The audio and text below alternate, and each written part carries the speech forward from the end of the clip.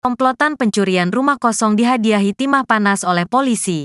Bak film action. Anggota Satreskrim Polres Ponorogo melakukan aksi kejar-kejaran dengan 4 pelaku komplotan pencurian rumah kosong. Bahkan Korps Bayangkara harus mengeluarkan tembakan hingga berkali-kali. Namun 4 pelaku tidak menyerah.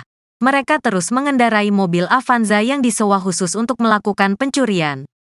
Hingga tembakan anggota Satreskrim Polres Ponorogo berhenti ketika 2 pelaku terkena timah panas pada kaki sebelah kanan. Aksi kejar-kejaran ini terjadi di sepanjang Jalan Trunojoyo, Kelurahan Tambakbayan, Kecamatan, Kabupaten Ponorogo, Rabu, tanggal 20 Maret tahun 2024. Keempat pelaku adalah berinisial BF dan DM asal Lampung, kemudian RL asal Yogyakarta dan BD asal Bogor.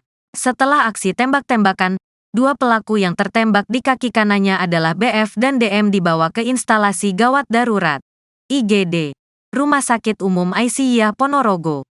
Mereka dilakukan perawatan, kemudian dibawa ke ruang Satreskrim Polres Ponorogo. Mereka masih dilakukan pemeriksaan secara intensif.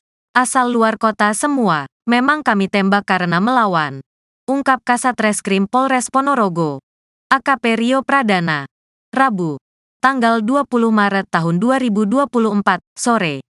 Menurutnya, tindakan tersebut juga sebagai peringatan bagi mereka yang melakukan kejahatan di Ponorogo. Pasti ada tindakan tegas dan terarah, katanya. Untuk keterangan lainnya, kata dia, masih menunggu informasi selanjutnya. Nanti kami informasikan lagi, pungkas mantan Kanit Jatanras Polrestabes Surabaya ini.